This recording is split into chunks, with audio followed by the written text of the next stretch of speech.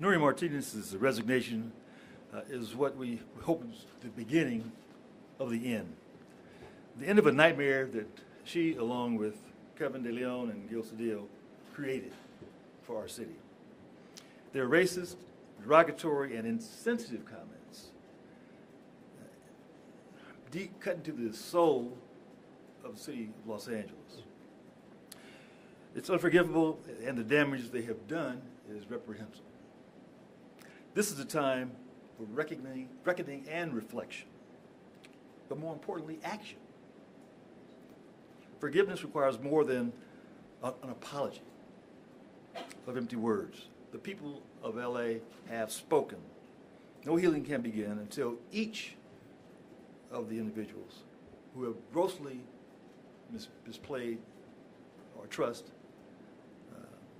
are gone.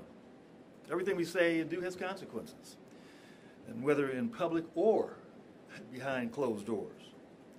Accountability and integrity are the very foundation of leadership, and our city deserves nothing less.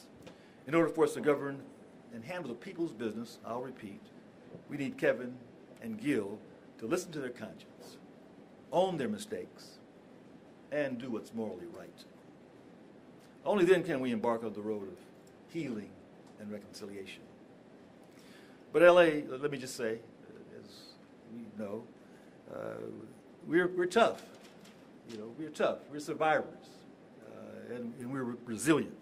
These last few days, the Angelinos have shown their power through the unity of coming together. And if there's a lesson that we can take away from this ordeal, it's that we fight back any and all adversaries that try to divide us, try to separate us, try to make distinctions. The journey is going to be long, but I remain hopeful and positive because, again, we're stronger together. We lift each other up. We embrace the diversity. That's what makes us so strong, and we are the greatest city in the world. Thank you. Thank you. Paul Krikorian. Thank you very much, Mr. O'Farrell and colleagues. For the last 72 or so hours, the city has been reeling, shocked and stunned by the revelation of outrageous, divisive, destructive, cruel, racist comments by some of the most powerful people in our city.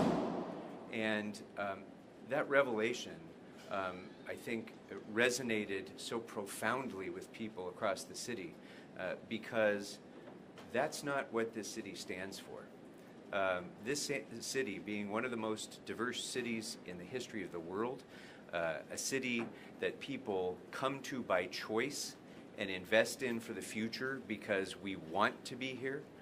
This is a place that, at its very foundation, rejects that kind of divisiveness. And yet, those comments have profoundly interfered with our ability in the City Council to move forward with the process of healing and recovery. That is a process that this city will go through, but it cannot begin until this City Council is clearly and completely separated from the transgressors who committed those sins that were recorded on those tapes. Councilmember Martinez's resignation just a short time ago is a very important first step in that direction. We expect and demand, and all of the council members in one respect or another have called for the resignation as well of Councilmember Cedillo and Councilmember De Leon. And I recognize this is a very hard choice for them personally to make. But what they need to understand is none of us is entitled to this position. We are honored to serve in this position. And it's our obligation to exercise the very highest standard of personal conduct and to be beyond reproach. And right now, in light of the facts that are absorbing this city, neither of these council members can fulfill their responsibilities to the people of Los Angeles and to their districts so long as this is hanging over our head. And importantly, the rest of the city can't move forward and begin the healing process.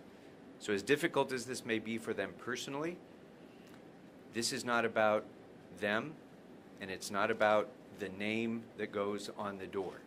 This is about the ability of the City Council to continue to effectively represent the 4 million people of the most diverse, greatest city in the world. And that depends on the resignation of Mr. De Leon and Mr. Cedillo.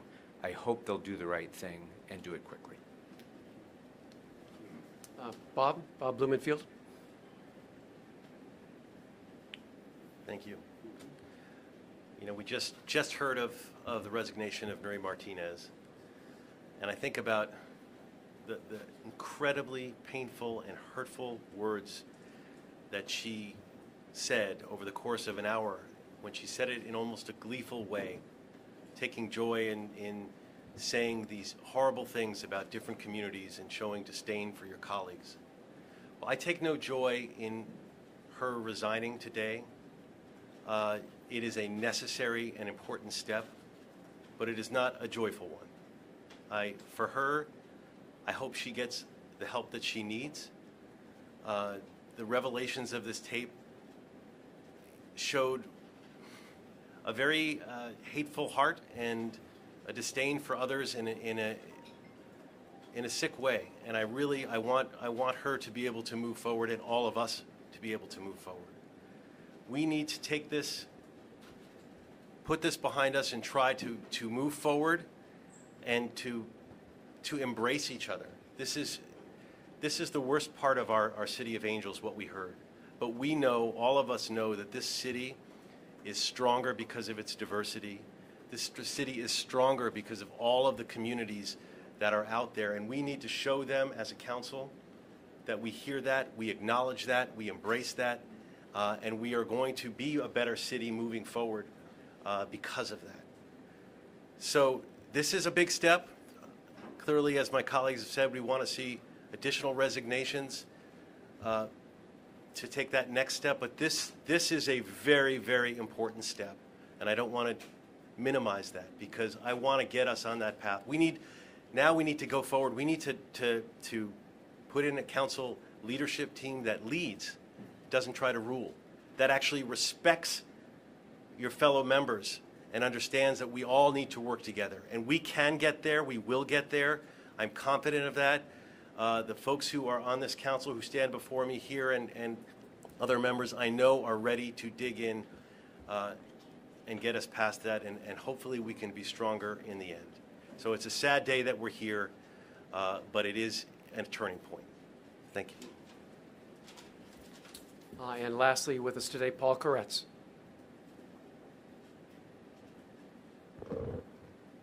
Well, I have to say, I'm still in shock. It's really hard to decide what the next steps are in the healing process. But I was shocked that 3 of my colleagues, who are not only powerful but well respected, turn out not to deserve that respect. I was shocked when I heard this late on Sunday. I heard some of the things that Nury said, and I immediately called for her resignation. And there certainly was no joy in doing so. But it had to be done because things were said that were so horrendous. So many racist comments against every possible group. And the fact that people out there will think this represents conversations the council has. And I'm here to assure you, this is not the council. This is those 3 people. But this nonetheless will create a lot of divisiveness in the city. It is going to take a long time for us to heal. And we can only begin that process once all 3 council members have resigned. There are a number of steps we have to take from the things that we've learned. There are reforms that we need to enact in terms of how the city operates.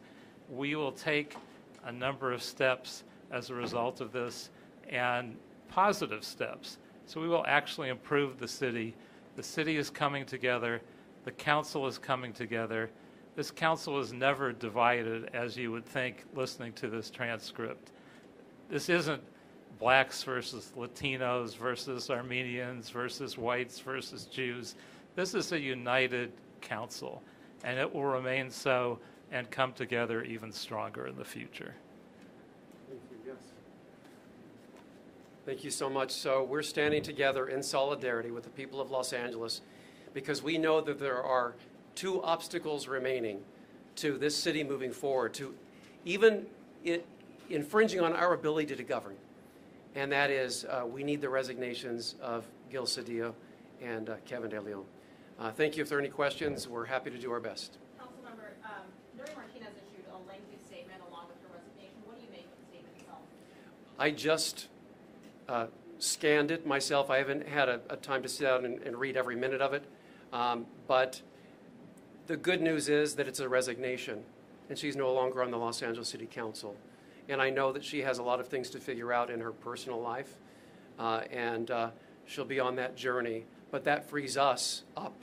At least it's another step that frees us up to enter into our journey that we need to on behalf of the residents of the city of Los Angeles. She apologizes to her staff, but she doesn't apologize for what she said. I noticed that. You've heard your calls for resignations from Gil and Kevin. Have you spoken with them at length? If so, what have they said? Have they given you any indication of what they I spoke with Gil at length. What time is it now? About an hour ago. About an hour ago at length. And I sense that he is making some progress toward that decision. That's really all I can say. But I urged him once again. I said, listen, we really need to move forward, and we can only do so once this task is complete. And I have not spoken with Mr. De Leon, although I've been trying to. I've been trying all day, and so hopefully that will happen soon. Have any of the others? Have you all spoken with either of the two? And if so, I spoke to De Leon and Cedillo at the beginning of the meeting on Tuesday, briefly, expressing my shock at what was said, and indicated too that they needed to resign, they needed to step down. They I guess thought otherwise. In fact, went into the meeting. That meeting was shut down, as you know, but only after they left. And so even then, we attempted to appeal. Several of us attempted to appeal to that it was time to resign or at least leave the room. And so they did leave the room. Gil's defense is that he apologized for not speaking up and stopping the conversation, but he said, I didn't say racist comments, I didn't disparage my colleagues. What do you say to that statement? Well, I would just say let's start with the meeting in the first place to talk about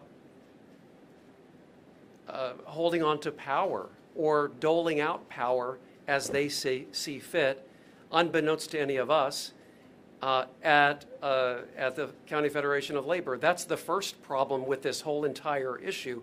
And then it just got exponentially worse after that very scenario where all the racist language and all the ugly conversations took place. And so the fact that there were 4 individuals who all knew better that stayed with that conversation, I think that explains more than everyone needs to understand about why we're at this moment calling for these resignations. Mr. Krikorian. Yeah, I would just add this thought. Mr. Cedillo is somebody that I think all of us have known literally for decades. And he's had a long and distinguished career of public service. And he has acknowledged and apologized for the fact that he didn't speak up as a bystander. You know, when someone is being bullied, those around the bullying have an obligation to step in and stop the bullying. When someone is behaving in a racist manner, we have an obligation to step in and make sure that that doesn't happen in this city and in every place. Or leave the conversation. Yeah, and those things didn't happen, and he's acknowledged his own responsibility for that. I get that this is hard for him to conclude that that should lead to his resignation, but I want to reiterate again, it doesn't matter whether any of us thinks that what is happening to us is fair or just. What matters is the best interests of the people of Los Angeles and the city council that represents them. And in this context, at this moment in history, the interests of the people of Los Angeles are best served, and certainly the interests of this institution are best served by Mr. Cedillo stepping aside. What should the public feel or think about the redistricting process in the first place? And have you heard from the city attorney his proposal that we need a special election in the spring so that we have new district lines by 2024? Well, if I could comment on the previous question, Gil Cedillo has been a friend of mine for about 30 years, maybe more. I have a tremendous amount of respect for him. He has taken some of the most courageous stands and has some of the most significant accomplishments of any elected official in this state. But it doesn't make the situation any better. And while he didn't initiate most of the comments, just imagining the conversation and at some point not putting a stop to it, and at some point saying, well, you've said this and you've said this, and this is enough. This is terrible.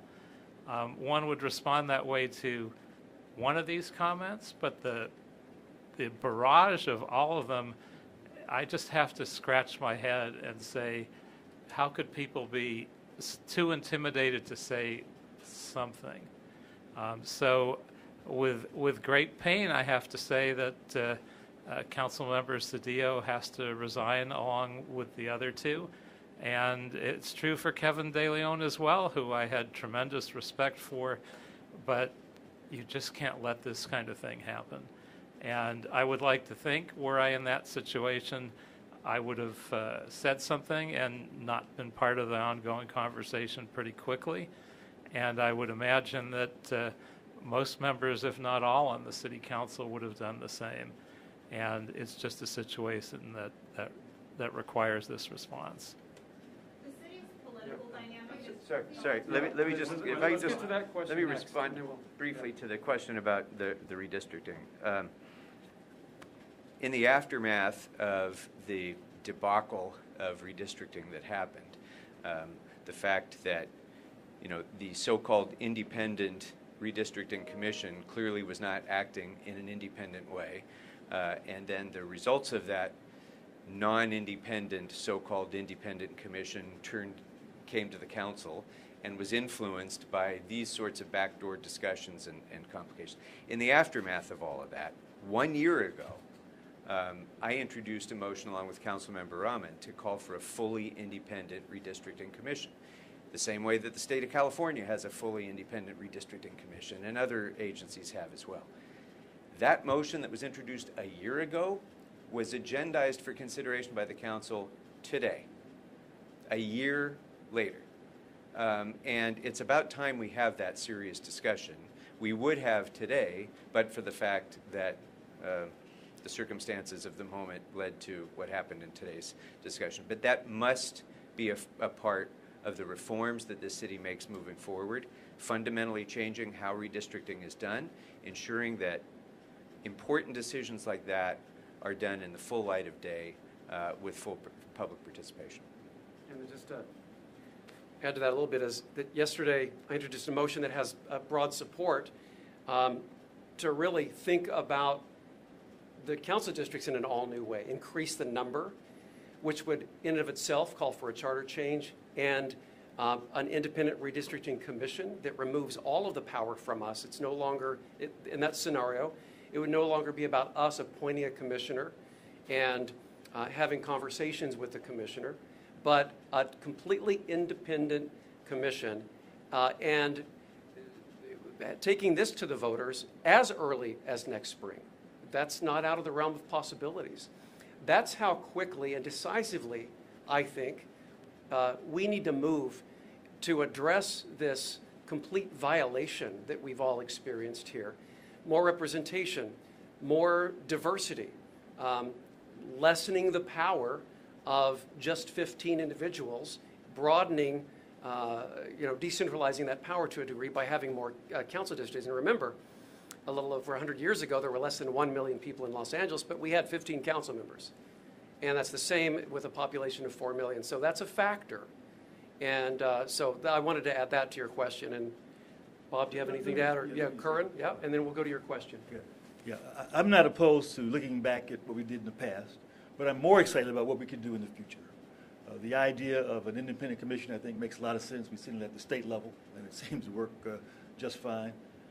And the notion of expanding the number of council districts. Again, it's an exciting idea, going from 15 to 21 or 25 or whatever the number is going to be. But it does open up the opportunities for individuals to be involved. We think helps to create more accountability and provide more opportunity. So I'm excited about certainly looking at the past. We can do that, but let's really focus on the future and what that's going to mean for our city. And your question? The city's political dynamic is changing, obviously, like right before our eyes. So what do you say to constituents who feel the instability right now? That we are going to work with our constituents to get through this moment. That we stand with our constituents, we stand with Los Angeles to get through this moment. That the dynamics are shifting from moment to moment, sometimes multiple times in one day. We now have the resignation of Ms. Martinez. I fully expect 2 more resignations. It's difficult to imagine when the President of the United States and just about everyone else, which it's now made worldwide news, that's intense pressure because there's a certain righteousness about this call, and everyone knows it. It's a human feeling, and I expect we'll have those resignations, and we will move together as city leaders and as a city, as a society in Los Angeles. Yeah. I just want to add, you're right, and we don't want to sugarcoat it. We are at an incredibly unstable time in this city right now. So we would be doing a disservice by trying to gloss over that.